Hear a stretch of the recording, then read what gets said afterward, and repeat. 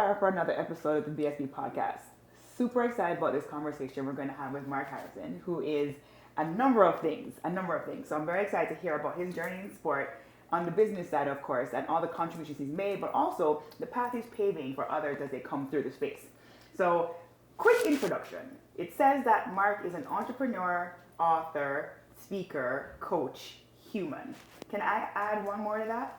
Can I add Maverick to that? It's your podcast. It's my podcast. I can do whatever I want. Yeah. Would you consider yourself a Maverick, Mark? Now, we need to go backwards here. You said there's a number of things you can say about me. Yes. And you know what you can't say about me? What? That I'm number one, because I just found out that I'm your fourth podcast. So who were 1, 2, and 3, and why did I get relegated to 4? Okay. Like, you know the Olympics, right? Yes. You were an Olympian type athlete. Back in the Mark, day. yeah? Yeah, I still have How many steps are on the podium? 3. So where's number 4?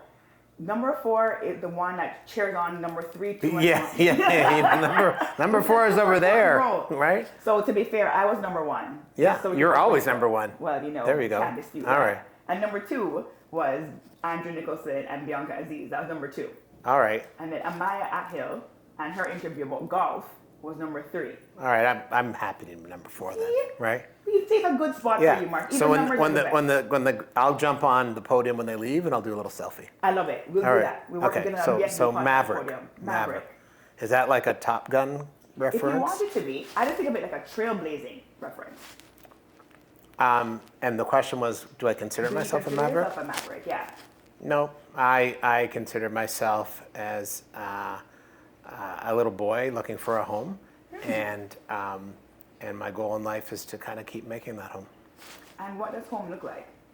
Do you know if you found it? Yeah, I mean, I think home is a place where we can feel sheltered and protected and not have to pretend to be something that we're not. Mm-hmm. And home can be a place where sometimes you get advice that you don't want to hear, and years later you realize it was the right advice. And I think home is a place where there's some level of meritocracy, so you put in some effort and you get rewarded. And in some cases that reward can be as simple as a roof over your head, or a metaphorical one.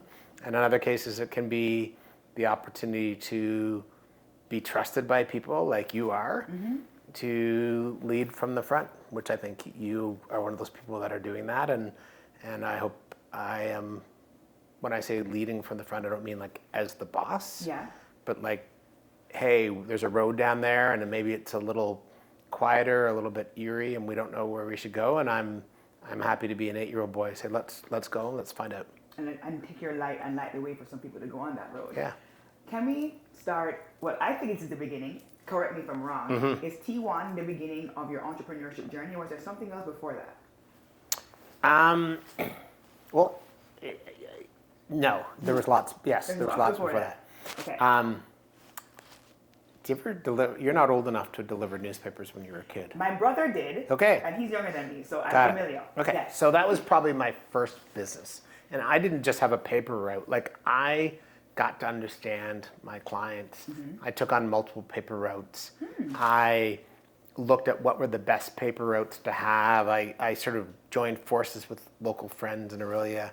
So yeah, T1 was the first company that I legally incorporated with the government of Ontario. But there were other things. Yeah, but I was an entrepreneur long before that. And I think, there's a lot of ways to define entrepreneurs. I'm going to start with what I think is the simplest, which is, controlling your destiny. And I use that versus a business term because I think entrepreneurs can work for other people. They can have side hustles. They can be entrepreneurial or intrapreneurs within an organization. Yes.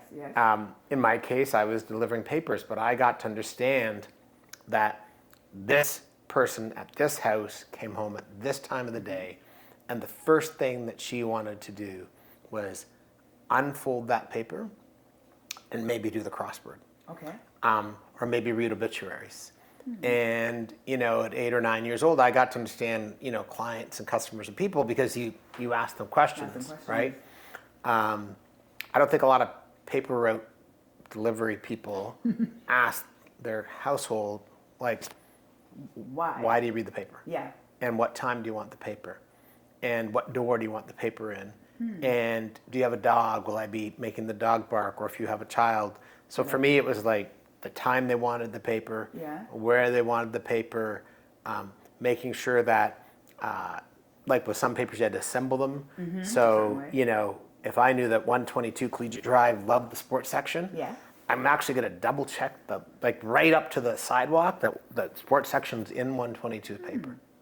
Interesting. So you're able to start catering for people's needs and giving them what they needed earlier and understanding the value of what that brings to you, what you're bringing to them and the value that that brings. Yeah, and I think that for me defines entrepreneurship. Technically, May 16, 1994, you know, you could have a sound effect right now for old age, is when T1 started, right? T1 started. What is the sound effect for old age? For old age, I don't even know. We have to figure that out. Yeah. I don't want to do anything creaking though. I don't think that's fair. No, not at all. Can it be like an explosion or something cool like boom, it started? Sure, yeah. Okay, we'll do that. Yeah, although we need to think through in this climate what metaphors we use because explosions can... Could be a little bit, it could be a little bit off. Maybe we'll just go like with a very distinct but inspiring trumpet note. I like that. So nothing super Caribbean, like a pun in air or nothing like that. Nothing crazy. I would love it if you could bring that to the table. I unfortunately grew up in early Ontario, and the closest I got to the Caribbean was Lake Couching Park. Right? Okay, yeah. So we'll do something more trumpety, but very powerful, just nonetheless. You know, it's funny. I said trumpet, you said trumpety, and I immediately went like, what, we're going to have a Trump moment? Like, no. He's everywhere. Okay, let's get back to the agenda. May 16, 1994. 1994. T1 started. Why did you think it was necessary to build T1 in the first place? Yeah, so, you know, in full transparency, I made this comment about, you know, starting as an entrepreneur from being a boy. And I was adopted, and I won the adoption lottery, and I've talked about that a lot, and the Harrisons are my parents, and they're beautiful people. But they also share with me, like, hey, you were adopted. And so at some point, a judge signed a piece of paper that sent me down a hallway, right? And I got very fortunate. I got down a hallway where I got two great, powerful role models, right? My mom couldn't go to med school. I said I wasn't going to tell the story, but I did. Because as you well know, black people could not go to med school in Ontario from 1919 to the mid-1960s. Wow. My mother went to high school with a cat named David Suzuki, which the whole world knows, and she had higher marks than him. So she couldn't go to med school. She became a nurse, and in her 60s got her university degree. She married my dad, who was a tool and die maker, but first rejected by the union in Owen Sound because they did not let black people in the union. So he had his papers, but you don't get in the union, you can't get a job. Exactly.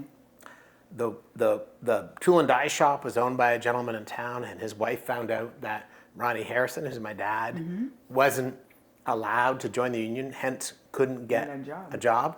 All of a sudden, that guy wasn't getting dinner. I think he went hungry. I don't know what sort of like fast food or Uber Eats there was in the 50s. Probably not many options. But it didn't take him very many days to go to the union and say, put Ronnie Harrison in the union. I'm hungry. 100%. The union's like, we don't let black guys in the union. So the guy said to him, fine, I will be taking this company to Collingwood from Owen Sound, and you'll have 40 less jobs. Wow. So these are the people that raised me, but they always imbued me with a couple of simple messages. My mother told me, you can do whatever you want, over and over and over. And you know when you repeat those things? Yes. And I will admit that I'm not always the best cat in the world at internal praise, so I need to work on that. But you just tell somebody, you did a good job, over and over and over. It doesn't even have to be glamorous, you just believe. Yes. My dad, who wound up becoming a high school teacher, he told me, get to know the janitors in every organization. Okay. Because they're the horsepower, they're the brains, they know how the operation runs. For my dad, his side hustle was, getting into his shop or the wood shop on the weekend and making furniture for our house, or maybe even like some canoes that he might donate to a local charity, or things he might sell. So that's why I became an entrepreneur, because I was raised by these parents that said, you can do whatever you want, and be nice to the janitors, or get to know them. And then I was always living with this notion that I need to take care of me first, not in a selfish way. Because at one point I was just this little thing in diapers, and some judge is looking at me going, okay, well, we're sending you down this hall.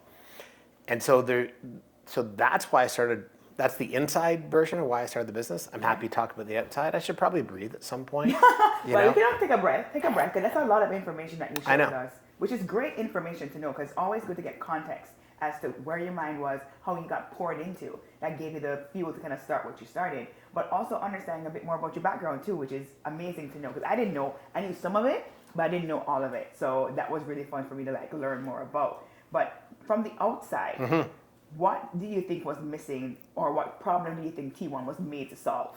Sure. So I worked for a marketing services agency and had an amazing client called FM, better known as Mars Canada. So M&M, Snickers, have M&M rice, right? M&M, there you go.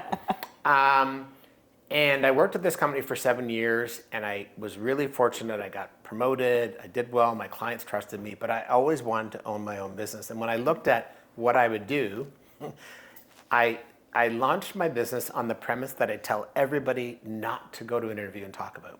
I love sports and I love marketing, so I decided to launch a sports marketing company, even though my friends looked at me and said, "You've never worked in sports marketing. How can you launch a sports marketing company?" And I'm like, "Well, my mom told me I can do anything." Exactly. I think my dad told me to become a janitor. I'm kidding.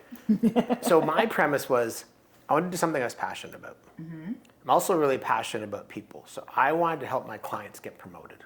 Okay. Not their company, their brand, their product, the individual. I want to help the Marshals across the table from me do their job better. Okay. And the guy I worked for in this marketing company, he had a very adversarial approach to clients. So for me, it was about how do I help you do your job better? And then being from Aurelia, Ontario, I would get these briefs when I worked in marketing, and it would say national program, Toronto, Montreal, Vancouver. I'm like, guess I'm not part of Canada. Exactly. And so early on, I was like, I wanted to take big brands to the grassroots, get them into the Aurelias and the Rimouskis and, the Red Deers and smaller places, and connect with our country on a more consistent basis. And so those were the kind of three things: passion, people, grassroots. I thought you were going to give me another P. I know. I have 4 Ps. You have 4 Ps? I have 4 Ps: passion, people, profit, purpose. This is true. I do know Passion, 4 Ps. people, profit, purpose. Is there a reason why purpose is last? No, that's how they came out. I would actually say that in order. Passion. Okay. Like if you don't have passion for what you're doing, just stop. Correct. Like don't do it. Quit complaining. Don't whine. Go home. Get a new job. Get a new life. Find a passion that actually works for you versus one that just kind of... Purpose. Where the hell are you going? So now you're all revved up. What direction? Profit, because you need fuel, and we're going to come back to profit in a second. Yep. And then people, not because it's last, but because you can't do any of those things without people. And the first person you have to do them with is yourself. We'll get into that in a minute. The reason I put profit in there, and a lot of people don't like the word profit, is I'm sorry, but without resources, you can't do anything in this world. Correct. Every war is fought over resources. Every family breaks up over resources. Every divorce is related to resources. Every leading indicator for all sorts of things, even mental well-being, personal development, it's about resource scarcity. Interesting. You go to cities like Vienna, where 20% of the apartments are owned by the city, so there's no homelessness. You know what else is related to that? Less theft, less mental health, less addiction, less this, less stereotyping, less, because they have resources. Because Vienna said, unlike our country, which is supposed to be perfect, we think that a roof over your head manifests itself in a bunch of other outcomes. So those 4 Ps are vital for me. But one of the reasons I like you so much is you bring the passion every day. And no matter what you do, you would bring the passion. And I think there's nothing more sorry in the entire world than somebody that doesn't have a passion for what they do. That would be hard to watch. Well, but it's 99% of the world, so that's another meeting. Do you that think was that was people? Well, since we're on this, 99% is a bit high, but maybe 98. Yeah. 95. How about 94 since I'm the 4th podcast? Let's go with 94. Yeah. So or maybe I'm the 94th podcast. No. Yeah. Why would you be the 94th I don't know. podcast? I don't even have one of those nice hoodies, so I must. We're going to have to fix. See, I must be way down. Don't worry. Very few people have this hoodie. So there's this thing we have coming up called Christmas. You've heard of it. Yeah. So we need to get you one of these BSB sweaters for Christmas. And you can even send me mine on Boxing Day because it was cheaper. I'll do that. and we don't have to even worry about it. Next podcast episode, we're going to show a picture of Mark before we start with your sweater on. Good. Just to make sure we have the receipts. Good. But do you think people don't have passion because they don't have purpose? Or they don't know what their purpose is? I don't know if I'm that smart, but I would say this. I think that I can only talk about myself. Right? So I don't fear failure because I grew up with people that experienced way more than I ever will, right? I talked about a few, my parents were on food stamps. My mom's dad went off to World War II, came home with an 18-inch metal plate. My dad's family, parents died young, all the rest of it. So I don't have fear, but I'm not reckless. But I do think that part of the reason I don't have fear is because I love what I do. And I could make more cake being on Bay Street.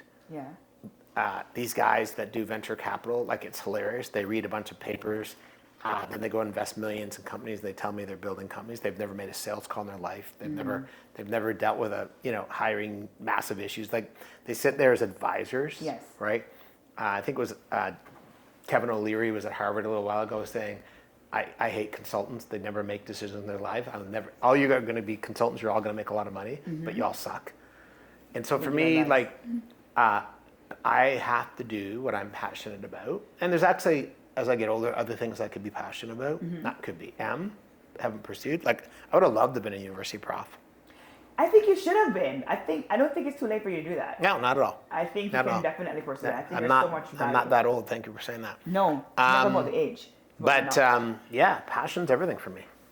And when people don't like their jobs, just shut up, quit your whining.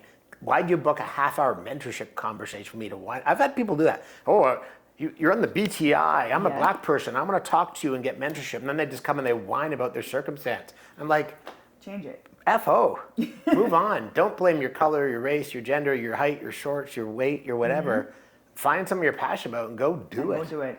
Right? That'll fix a lot of your problems. Right. What am I here? Like the passion shrink? The passion shrink. Right. You should probably give you a little title. Mark is not a passion shrink. Right. But on the other hand, if you come into my environment, like you have, and you're passionate, I will help you without you ever asking.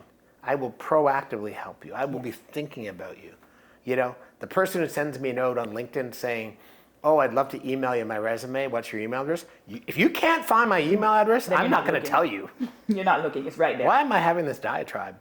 No, it's good. But people need to know the important things about reaching out to people and networking. Yeah. But having lack of passion, I think people don't talk about it enough. Right. I think people get caught up in the day-to-day rudimentary things and they get worried about resources in terms of paying your bills and covering yourself. Sure. That they're afraid to pursue their passions. And I think a lot of people need more evidence of the good that it can bring.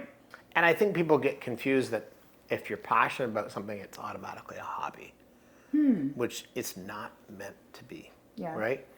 And again, I'm a realist, so everything has to have circumstance. So I gave you this really sexy, rosy picture of I had a job, and I quit that job, and I said I'm going to go into sports marketing, and now we're sitting here in my office. Let's back up. Sure. I made no money. I made a lot of money in my job. I'm not going to say it in this podcast, but I did very well as a 25, 26, 27-year-old. I think my friends who said, why are you starting your own business in sports marketing, weren't actually saying that. I think they were like, ooh, you used to be the guy who threw all the parties. Or I literally, one November, I was doing my MBA part-time. I got tired of studying. I flew a bunch of friends to California on my dime, and off we went. Why were we never friends? Right. This time. We aren't. Don't worry. California's closed, by the way. They just put up a big sign. But the point is, I launched that business because I was passionate about sports marketing. Okay. But what people didn't know is that I was writing catalog copy when there used to be catalogs, right, for a couple of apparel brands because I wasn't making any money when I launched my business. So the passion is what my external was. Yeah. It's what I was driving for. But I happened to be an okay copywriter. I needed to pay my mortgage. Yeah. You right? need profit. Mortgage. Just for those of you out there complaining about your 6% mortgages, my mortgage was 11.75%. I bought my house from a man who was paying 22%, right? 22%. So that's just... That goes to show you where we are not. Yeah. Well, I hope we don't get mad there. Now, don't get me wrong. The value of the house or the price of the house was a lot less than it is now, but still. But my point is, I was pursuing my passion, but I was paying my bills. And my point is, you can find a way. My mom and dad abhorred debt, right? They didn't never want to be in debt. Right. So when we moved from a street in Aurelia called 3rd Street to Collegiate Drive, when I said 122 Collegiate Drive earlier, that was actually my home address. But I remember like that house, like I think our house we sold was like 35,000. I think the house we bought was like 65 or 68 or something. And I remember 3 years in, we didn't have dessert, and we didn't have new clothes, and we didn't have this and that. We had a great house. And my mom, I came home one day, or my mom came home, and she looked at me and gave me a hug, and she had tears like, we paid off the mortgage, right?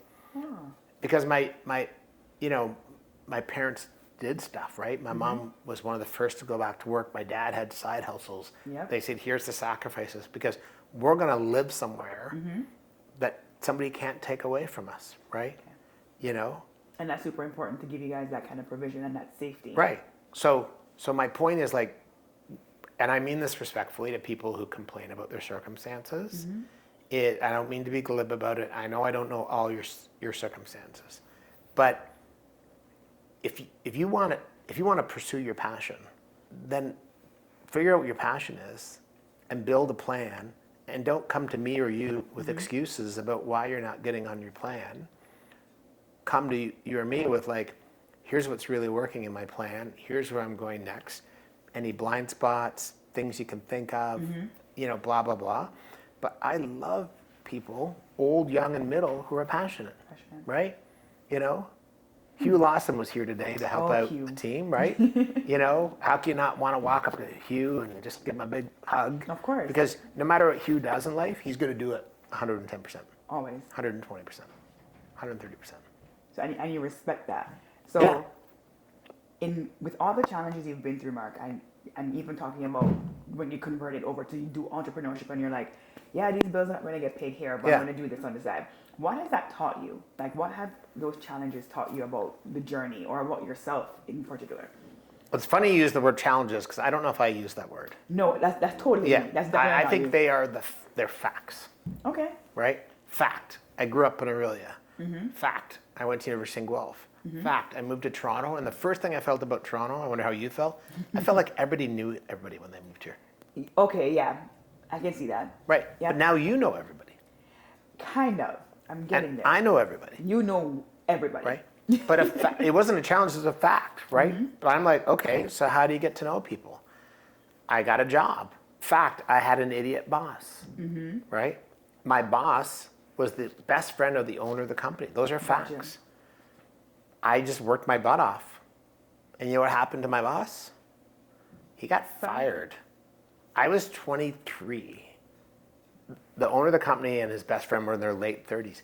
My owner fired his best friend because he knew his best friend was an idiot, and he got wind that I was going to leave, which was true, because I couldn't stand working.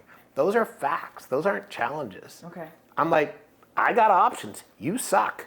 I'm going to work hard. The clients are going to love me. Word gets out I'm leaving. Boss gets fired. Fact, I start a business. I've got a mortgage. I have the woman I love has moved in with me. Yeah. And I'm like, I got to pay some bills. So I can moan and complain, or I can write catalog copy. Right? Fact, nobody knows who I am in sports marketing. So I start a newsletter, which I started faxing to people. Facts? Okay, right? faxing. Faxing. That I'm, fact, I don't know anybody. So I start calling every sports association in Toronto saying, are you doing any press conferences soon? They're like, yeah, why? I said, I put out this newsletter, Trojan Sports News. I'd love to cover your next press conference. You know the thing about PR? PR needs room fillers. Yes. Right? They need room fillers and cameras. So all of a sudden, I'd be there, and they'd be like, who's that guy? Well, he writes an industry newsletter. Oh, great, good job, right? My newsletter could be going to 2 people. It doesn't matter. Right? Me and you, right? I'd read it. That's my circulation, right? Yep. But that's how I got to know people. That's how I got in the room. And you know what happens when you're in the room? The third time you're in the room, people come up and go, have we met? Yeah. Even if you've never met. Because your face now has become familiar. Right. Plus, I don't say this like as a negative, but I was the only in the room. Yep. So everybody always remembered my name. 100%. Right? Plus, I was always at the food bar taking some home. Like, I had no the money. food tastes good. Hey, can I bring my Tupperware into this press conference? Right? Do you mind? What do you think? What do you think we'll keep? Right? For the next Have you 3 seen my days. new cooler bag? I was an entrepreneur. I needed Gotcha. food, free food, right? You survive. Yeah. But those are facts. Those aren't challenges, I like that. right? A challenge is like when you get sick. A challenge is when you've got a wire loose and your doctors haven't helped you or figured it out, and like, oh my gosh, now you've gone from being concerned about how you thought about life to maybe you've been diagnosed with bipolar and now you can get on a treatment program. Yeah. You know, a challenge is, you know, some random circumstance. For me, I feel a little blessed. Yeah. I don't think I've had challenges the way other people have. You know, like, I'm very fortunate. Both my parents are still with us. They're old. That's amazing. My wife has lost hers, right? Those things suck, right? Yep. You know, people who lose children, right? Like, somebody we know, their son was shot during COVID over an argument about mass in an LCBO lineup, right? A 20-year-old. Yeah. So I'm not going to use the C word until I have a real challenge. I respect that. Yeah. And so these are just facts that you've managed to kind of navigate. Yeah, there's circumstances. In fact, like, I don't care what the word is, but again, I go back to like self-management, controlling your own destiny, individualization. I'm not here to make excuses. I've made a ton of mistakes. I don't even want to get into them because then the people I made those mistakes with will be like, I told you not you to screwed do up, this. right? But the reality is, they're my mistakes. And what have they taught you? Or one or two things that they've taught you? You want to? I don't think I listen as well as I should. I think I'm overly optimistic. No, I don't think I am overly optimistic. I am Captain Rose-colored glasses. Do you like my rose eyes? I have rose contact lenses. They look in really today. nice on you, yeah. I hope they're showing up in these cameras. I'm always a believer, like, okay, we have a problem, a hurdle, Yep. right? My favorite thing. Did you do hurdles? I sure thought did. you did. Okay. So tell me the secret to running the hurdles. It's a rhythm. People It's think what? it's a rhythm. Yeah. So people think that you're actually jumping when you're actually Right. running. Right. So it is 7 steps to the first, Yeah. and then 3 steps, 3 steps, 3 steps in Right. between. And Right. if you miss the rhythm, then you're done. Right. There's a metaphor for life. When you're in your rhythm, do you Yes. feel like you're performing at your best? 100%. What throws you off your rhythm? What throws me off my rhythm, not feeling passionate about it, Okay. not feeling inspired by it. Yeah. Probably major obstacles or negativity Yeah. towards it. That's what kind of throws me off. Yeah. So one of the things that will disrupt my rhythm is I will obsess over, I'm very insecure about first impressions with people, and I sometimes misinterpret them. Okay. And I think that person didn't like me, and then I'll find out, oh, well, they can't wait to have lunch or whatever with you. You're like, what? Because I actually I think it's, if I was a psychiatrist or a psychotherapist, I'd be like, oh, it's because you were rejected as a baby and you're adopted and all that stuff. Yeah. But I obsess about it. And that is something I've been like, just relax. Yes. Right? Just relax. Right? You're not back in grade 11. Are the cool kids inviting you to the party or not? Right? No, you are the party. Yeah, make your own party. But yeah, and I think, but business-wise, I don't listen well enough. Okay. I'm overly optimistic. I have too much related optimism, too much confidence in my skills, overly confident. Yeah. And I think related to not listening, I think I've realized this year, like our T1 is running better than ever this year.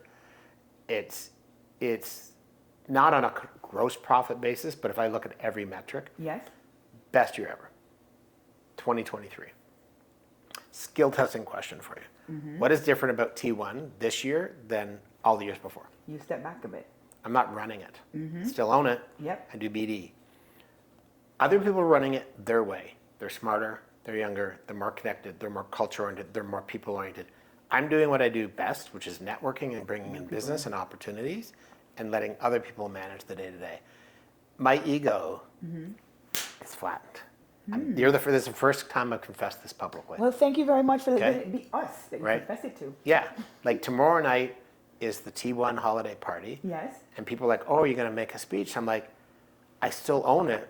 And there's a little bit of like emotion here because it's not quite as much mine as I want it to be. Okay. Which is why what I've been working on personally for 2023 is what is mine and what is my validation as opposed to like running this business my way. So we're more successful. And so if you look at the T1 credentials deck today, it is Black owned, women led, independent since 1994. Right? Those are three big things. Those are three big things. I think you could probably validate this, that I am the longest running Black agency owner in this country. I would co-sign that. Yes. Yeah. And the owner of the largest, there's no other Black individual that owns an agency larger than what we've created. Another co-sign. Yep. Women led, because I got Ithia, who had a baby today, by the way. So, yes, I know I just still dated the podcast. It's okay. But anyway, it's okay. She had a baby. Yes. Yes. She is. I look at Nithya and I go, I see myself. She's this powerhouse, dynamic. So no, I don't think of myself as a South Asian female with big hair. Okay. But I see myself in that. Other qualities. She's like me. She's always 2 mountains ahead, and people are like, "Would you frickin' slow down? Like, you no. told us to climb this mountain, and now you're over there." Yeah. But dynamic. And then Liz, who's the GM, like they're such a duo. Liz keeps the trains running on time. She's strategic. She's resourceful. She's empathetic. She sees the collisions before they happen. And like, not only do I report to them, like a few weeks ago I did something wrong where I brought in some business. I'm sort of helping marshal along. Somebody internally, quite senior, had a point of view on how something should be. I didn't think they were delivering. I didn't think they were listening. Okay. And my feedback got personal versus professional. Okay. Liz and Nithya took me to town. the shed. And how did that feel? I think that it made me realize that in my career, when I've taken things, I think I get so passionate about things that I don't realize when I'm treading in personal. So it was a great lesson. And I think for me, the lesson was twofold. The fact that they had the courage to take me to the shed. And it also made me realize that I've received a lot of second chances in my life with people. So I need to stop doing that. Okay. So now you're more mindful of how trying move forward. But back to the point of building challenges, learning, growing, mistakes. See, I was working backwards, so I got to your question. I've learned, like, I can have a vision for a business, but I don't have to have the only DNA that's in the business. Okay. And I always struggled with having partners. And, you know, we have another business now we started called Sidekick, and I'm one of 4 partners, right? There's 3 women and me, and we're all equals. Now, I have a different role. I'm kind of more the networking guy and kind of initial funding, and 2 of them are running it, and 3. But, like, I'm learning, like, hey, you know what? I used to have an expression. This is going to sound horrible, but I love it. Right. You know that line, there's no I in team? Yes. And I would say, yeah, but there is in win. There is. And that's how I'd validate myself. What you're doing. And I over-validated myself. But I still think it's good, don't you? Like, you're going to have a t-shirt, right? And it's correct. No I in team, but there is in win. There's an I in win, and everybody wants to win. Right. That's not like something that Kobe would say, to be honest. But yes, I wanted to ask you, what would you consider this phase in your career as you kind of like learn new things and shift into different spaces? Yeah, it's 2 things. I think it's the impact phase. So with Black Talent Initiative, Park Street, growing our ventures, Sponsorship X, which you've been a part of. It's how do we make impact? And then I think for me, it's there's a book men my age read and we pass along to each other in our secret conversations. Okay. It's called Younger Next Year. And basically the concept is when you hit the point where in your final third of your life, how do you live the final third of your life better than the first 2/3 combined? And for me, that is, how can I be a better husband/partner? We never actually had an official wedding, but Karen's my partner, wife. How do I be a better partner? How do I be a better friend? How do I be better to me? You were and still are a high performance athlete. I was never at that level. Part of it is I didn't work hard enough at sports. Okay. That's probably one regret I have. What sport would it be? Football? I was also on the wrestling team. I had a really bad injury though. Okay. Almost died. Long story. From a wrestling So accident. another podcast is what you're telling me. But so now I play a lot of squash. Yes, it's the ritty poo poo sport, but Yes. I train for squash. So like, and for me, like I like scoreboards. So there's 7 levels at our squash club. Yes. About 9 years ago, I injured my leg, so I went from 5 down to 7. I was just coming back in. I was like, okay, you want to get from 7 to 5. Anyway, the last few years I've been stuck at 3. Last year I was like, I'm going to win level 3. What do I have to do up here? What do I have to do with this? And what do I have to do here to win level? So started taking all sorts of Peloton strength programs, core programs, jumped on Noom, shed some weight, hired a coach, subscribed to squash skills. I won level 3. Congratulations. And so for me to say where I'm at is like, I'm trying to think of what's the next level 3 in my work life and my personal life. I love public speaking. I spend a lot of time at prepping, right? People are like, oh, you're a natural. I'm not a natural. Who's a natural? Great job. Who's a natural? People who practice. Right. Who has rhythm running hurdles? The people who practice a Right. lot. Right. And get out of their own heads. Get up, and who fall and get up over and over again. Yeah. I have a funny hurdling story. Tell me. Okay. So you ever heard of this woman named Perdita Felician? I've heard of her once or twice, yeah. So after Perdita had her trip at the Olympics when she was supposed to win, Right. I was doing a campaign for Nike called the Canada's Fastest Kid. And so we ran these really fun, cool events. And at our Toronto event, this kid from North Bay came, and then we flew him, or then he came to the Nationals, he won. And so one of the prizes you got, because we didn't want to screw around with their NCAA eligibility, was you got this school assembly for your whole track team, so everybody got stuff. Got kidded, yeah. And at the event, he got like a heavyweight championship belt, and he got a billboard in town saying Canada's Fastest Kid. Wow.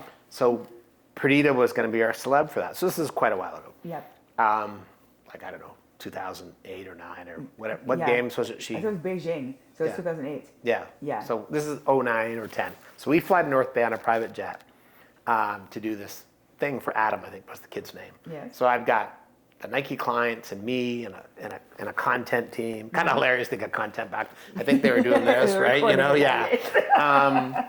And so we land the jet on the tarmac, and the camera crew goes down, and it's early morning, and they're going to get Perdita coming out of the plane down the steps. And so I'm letting her pass me, and she puts her hand on my shoulder, and she goes, I got to remember not to trip on the first step.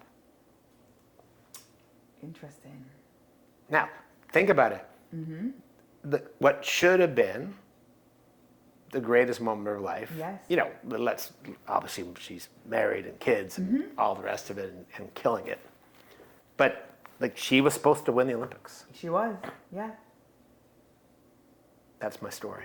So to think of how much, like she owned that moment. And I remember not to trip on the first step. That's probably like a T-shirt. Is that not a T-shirt? You could probably put it in a T-shirt. Right. And have Nike sponsor it. It could be a whole moment. But I think BSB could sponsor it. Stop. We should. And all about the comeback story, how to make the most of every moment. Yeah. It could be a thing. And everyone says to me, how do I start a business? I'm like, just jump in. So don't trip on the first step. So but you're going to trip at some point. Are we remotely on topic, by the way? I know No, you had all it's these okay. questions. All right. Honestly, Mark, I expected this with you, All right, so this good. is not new or foreign for me. Good. But So when I lied to you and said I read the questions. well, speaking of tripping on the first step, let's change gears a bit. Let's talk about BTI. Yeah. And the step that everybody kind of took in 2020 to kind of take a step back and realize that the racial inequities that we've all known as people of color existing, and what we can now then do to help change the narrative or change the realities around that. So BTI started to help people of color, specifically Black people, navigate the world of marketing better. How do you feel about that now versus when it started? Thank you for saying Black. I'd be remiss if I didn't. No, because we're not about people of color. Obviously, all people are important, but Of course, but BTS specifically. I think there's two ways to answer this. One is the way that is still, I think, raw for Black people and not for other people is George Floyd's murder. Right? I'm just reading the book now. They Call Me George. Okay. And I got to tell you, it's a hard book to read because I'm reading about him playing high school basketball or high school football, and I can see this teenager who sees sport, as many young Black American youth do, as a way out. But you know the ending, right? So it's like watching a TV show that everybody else has been watching and knowing that your favorite character has been canceled. Correct. Only it's worse because this beautiful human, for a false report, was killed by a coworker. Like, everyone forgets this. They worked at the same bar together. Yeah, they did. This was a coworker. So George Floyd's murdered. We're all freaking out. I realized I hadn't done anything for the Black community. So you could argue I'm doing this in a way for me, or you could argue I'm doing it for the Black community. Maybe it's a bit of both. Right now, we're trying to help empower Black leaders who are at an inflection point, not just in marketing. We're still finding our way. But I think probably the best thing that's come out of it for me is look at us. Look at the Hugh Lawsons. Look at the young people we've got to know. Look at the community we've built.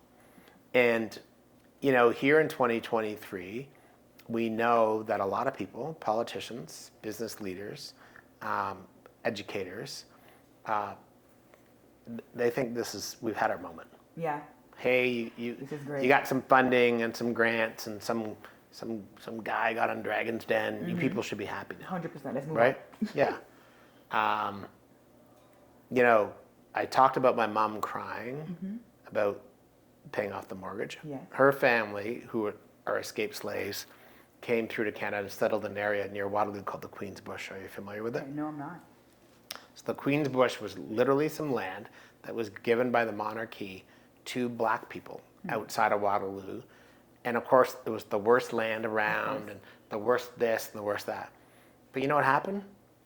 The escaped slaves cleared that land. They learned how to farm it. They built great homes on it. They built a community. So now we know what happened next. They were moved out. They had to get They were moved out because all of a sudden people went, wow, we didn't see the potential in that land. So for my mom, I think that owning that home was 100 years later, she wasn't going to have her Queen's Bush moment. She wasn't going to have that home that she worked so hard for taken away from her. Right. And I think for you and for me, we are seeing the potential in our community and other people. And I think, to be transparent at times as a business leader, I probably tried to make sure that people didn't perceive me as Black because I was concerned they wouldn't hire my company. I don't think I actually ever. I mean, I had some ridiculous situations. Of course, I'm sure you have. Like my very first business trip to Chicago, and I'm actually presenting to the president of a U.S. company. A friend had got me in, gave me a lead. I impressed my way up. They're like, okay, you got to come to Chicago and present to the president. I'm kind of like, this is crazy. I'm literally a one-man band. Like this. Let's go. I'm going to jump to the end. I won this business. It was literally, I won a piece of business. It allowed me to hire 5 people overnight. Ooh, It was amazing. But I go and they're like, oh, you're on at 11 o'clock. Be there by 10. We're in this boardroom. Okay. So it's a big, long boardroom with like 3 different sets of doors. I open up the front door. I realize that the presentations are there, so I'm going to go to the back. Go to the back, open the back door. I'm looking for my folks that I know there to wave me to a chair. And this young woman runs over to me, all dressed in her little business suit, little Miss Duke University MBA girl. I don't know if she would do Duke, but you know the type, right? Yep. And I'm stepping in, and you know what she says to me? We don't need any more coffee. We don't need any more coffee. I got my best suit on. Yes. I don't have a hotel badge. No. It doesn't say Mark from housekeeping or Mark from catering. It says nothing. We don't need any more coffee. And I was like, either do I. I'm here to present to Mr. Farley. 100%. How did she take that? Like, no. Okay, so I'm going to fast forward. I don't know where this person is. I don't remember the name, but I will tell you this. So we had the presentations. Yes. She was from the agency in Chicago, which was Leo Burnett, I'll say that. So if she's watching 20 plus years later. Let's find her. Then there's the team dinner afterwards. Hey, we did a great job. Of course. She sat across from me and she kissed my butt the whole night. Oh, you were so good. Oh, you were so smart. Oh, you were this. I was like, you were double, right? Did I get your order right? You know? You gave it to her, Right. didn't you? Like, I was nice, but I just, like, the whole time I was just like, really?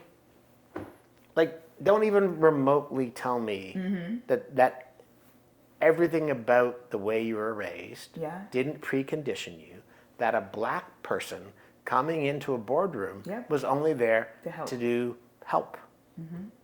You're the help. That I was the help. That's interesting.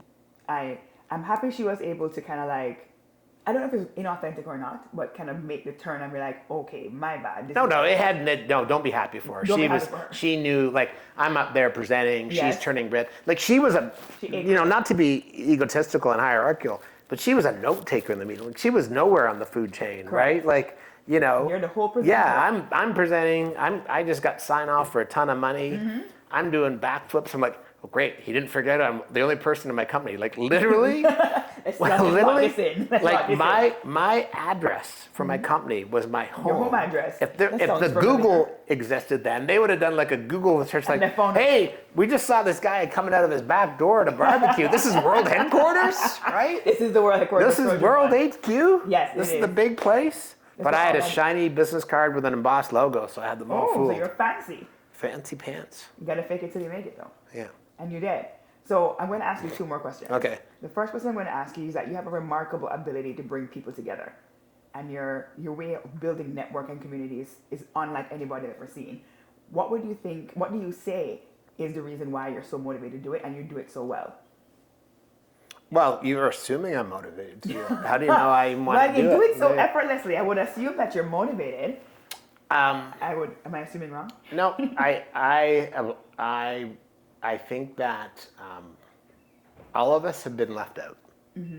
Have you ever been left out? Many times. Yeah, and it sucks. Yeah. And I think there's nothing worse than being left out. And so I'm not always perfect. And I do get my back up. Like, I know there's people out there in the industry where don't get me wrong, like, it happens to you as well, right? Yeah. Where somebody comes to you for the 4th time, like asking for like mentorship or a door opener or whatever. Yes. You go to an event, and I hate people interrupt me when I'm doing combos at a networking event. And they're like this, like waiting in line. Like, just chill. We'll all get there. Yeah. But what I don't want anybody to ever feel is like they're left out. So I know that what I said might have sounded contradictory, but it's not. No. My point is, and I hate all these DEI analogies about getting invited to the room and dancing and how you dance. It's not bullshit. Come on, like feed me. Don't tell me to dance. By the way, it's fucking. It's racist. By the way, it's racist, right? Like we're all like people assume we're good dancers. Even though I know I'm a good dancer, but yes, it is. Oh, racist. I'm horrible. I'm horrible. But I just think there's nothing worse than feeling like you're left out. And I think that. People are they are better together, getting to know each other, and understanding what makes people tick. And I had a mentor. I had these 3 amazing mentors, all white men when I was in my 20s. Okay. I used to call them the 3 wise men, but I'm kind of moving away from certain things. Connotations. Yeah, connotations. But I remember one of them told me that the best sales approach in the world was to wander. So when I went to events, I would wander offices. Now I just kind of stand in one place because I kind of that's my new gig. It's like, I'll be over here. But part of what he really meant about wandering was just go meet new people. Yeah, or explore. Like, how many times have you gone to companies and they've said to you, how do we hire black people? Or I don't have any black friends. Where do I find black people? I'm like, I don't know, Google it. Where do the black people live here? And then the other thing I'll say about community is, and of course now I just lost my train of thought. Oh, it's come back. It's come back. Is I think the beautiful thing about our business, and you and I are kind of in the same realm, is that inherently a lot of people got into it because they like people. And what I find is people in our business, I don't know if they're any more genuine or authentic than others, but they want to be friends. Yeah. And I like having friends. Me too. So maybe it's a little bit selfish. I don't know. Okay. I don't think it's selfish. I think that's the way you are. Yeah. Being authentic to Yeah. yourself. I like having friends. I Yeah. like having people around that can support each other. Yeah. Build something up. Yeah. And you've done that. So I think there's nothing inauthentic about it. But like I got a thing I'm trying to solve in Austin, Texas. Okay. And I'm walking the other night and I'm like, oh my God, I got to get a hold of Nico. And Nico's that guy I met. I was in Austin like 7 or 8 years ago. And when I gave him my business card, he wrote on the back of it, Tinder date. Now don't assume. Let's not jump off here. but myself and Immi, who you've met, who we work together, we were at this bar, South by Southwest, Yep. and I go to Immi, that's a Tinder date behind us, and it's not going well. So the two of us are doing this eavesdropping thing, right? We're eavesdropping. Check out what's going on over here. And his version of the story is he's on a bad Tinder date. Yeah. And all of a sudden, this cool guy, Immi, and this loud guy, me, come into the bar. And he's kind of like, I wonder if I can kind of start hanging with those guys so I can get rid of this. Anyway, the four of us end up hanging out. And then all of a sudden, like she realized like the date's not going well because Buddy's not making friends at the bar. So she checks out. Okay. And I gave him my card and said, let's hook up sometime. He worked at the W in Austin. And to remind himself of how we met, he wrote Tinder date. So then, like a year later, I like messaged him, and he like, "Do you remember me?" He sent me a picture back. Yeah, I've got your card. But then he gave me the picture, and I've used that picture like a couple years ago. I'm at St. Soho's in Austin. Like, hey, I'm checking this guy in to come have dinner with me, and I show the woman at the desk. Yep. Actually, I sent it. I go, "It's Tinder date guy." So when the guy comes in and says he hear from me, all I want to ask him is like, "Are you the Tinder date guy?" But the point is, I have this problem I'm trying to solve in Austin. So I'm like, oh, I got to get a hold of Nico. Yeah. But the first thing I can remember was Tinder date. I go to my WhatsApp, shoot him a message. He's in Seattle on business. Hey, when I get back to Austin, I'll ask around. And so back to the power of friends. You have friends all over the world. Yeah. The ability to tap into somebody in Austin and help you solve a problem in Austin is amazing. 100%. Boy, It's valuable. You better edit this thing down because this is turning into like War and Peace. It's turning into War and Peace. Yeah, we're going to edit it really, down. really long. Yeah, because I'm but there's so rambling. many good parts. It's going to be hard too. Rambly. But given the fact that you are an entrepreneur and all these amazing things and the things that you started with T1 and being a black man in the space, doing what you're doing, I want to ask you, why is it necessary to be black in sport business? Why is it necessary? What do you mean by the word necessary? I did read this question, by the way, and it did intrigue me. Because there's an interesting choice of words. I didn't want to use the word important. I wanted to use necessary because to me, given that sport business or sport in general is fueled by so many people of color, especially black people, I think on the business side, it is necessary. So I just want to reinforce that by asking people who I interview. Okay, so that's what I thought you meant. I would say this. We're going to park sport for a minute because I got about a 19-minute diatribe on that. The problem with the marketing world in general is that marketing is supposed to be about leveraging passion points to get consumers to buy products. Yeah. Most passion points are connected to art, music, sport, film. And most of those pillars are driven by black people, or let's just say non-white people. Okay? Not that it's exclusive of white people, but look at the best white musicians in the world. They're all inspired. They're all taking music and approaches and blues and beats and approaches, right? Like, is Eminem without black people? No chance. No way. Right? Now, and I love him. I think he's amazing. He's amazing, but... And so, to your point, we're on the stages. We're on the field. We're on the field, yeah. We're in the hospital bed because we've sacrificed our body. Yeah. Right? You know where we aren't? We're not in the meeting rooms. And, where I grew up in Aurelia, like, hey, you're not dating my daughter, right? And so I understand your point, and I think I don't even think it's like, oh, diversity is good for business. Like, you want to win, I'm going to steal an expression from the Black Opportunity Fund. Yes.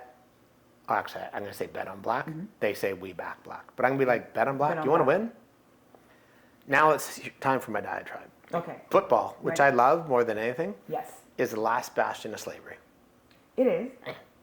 Where white owners, predominantly white coaches, predominantly white general managers, take a physical resource in their mind and at a win-at-all-costs mentality Exploit that. and exploit it for their own good. 100%.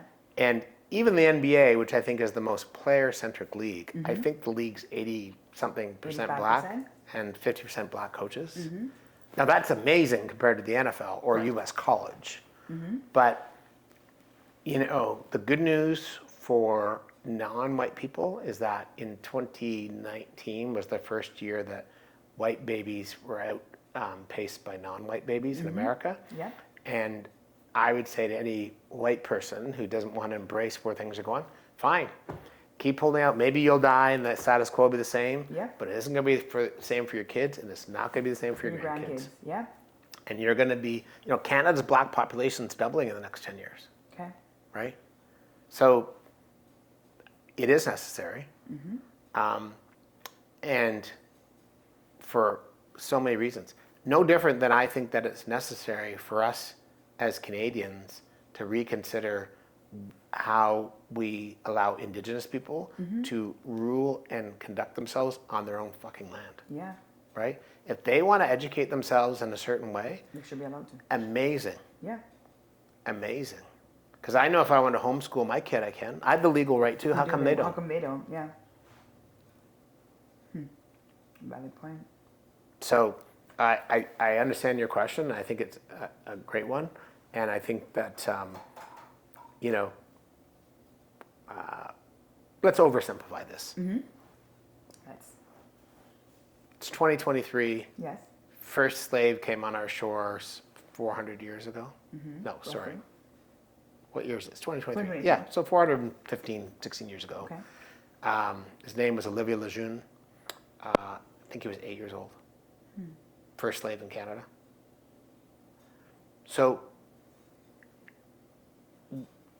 we need a hyper speed acceleration, a balance, and the people should realize that it's good for them, and we're owed it. And I don't need any other studies or data. Like black people are owed it. My mom should have gone to med school. Yeah. Your dad should have been able to get the job he wanted to without duress. Without Whitey going hungry. Yeah, because he needs to eat. He needs to eat, apparently. It was so important. Everybody needs to eat. It's essential. If we don't eat, we starve. It's not good. Right. So we should have the right to do what we want to do in spaces that we feel are deemed free, but we're clearly not. But you know what, we're working on it.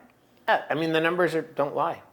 A black man with a university degree in this country makes 60 to 80% what a white man does. Full stop. Well, let's talk about black females while we're at it. That's another disparity. Preach. Jump in. It's another disparity. Right? So As I'm borrowing this from somebody, a black woman has 3 strikes. yes. You're black, Yep, you're you're female. a woman, and you're a black woman. So yes. Yeah, racism, sexism times 10. Right. All of the above. Mark, you know I could talk to you for another 3 hours, but we're not going to do that for the podcast. We're gonna leave it here because I think we've said so many powerful things. But I want to first of all thank you for taking the time All the time. to Anytime. be open and honest Yeah. about this and having this amazing discussion about the importance of like black entrepreneurship. You've said a lot of powerful things today, and I'm sure at the end of the day, it's going to help someone navigate better in the space, which is what we really want, and have the visibility that we need. And I don't think there are many podcasts that talk about black professionals in this setting.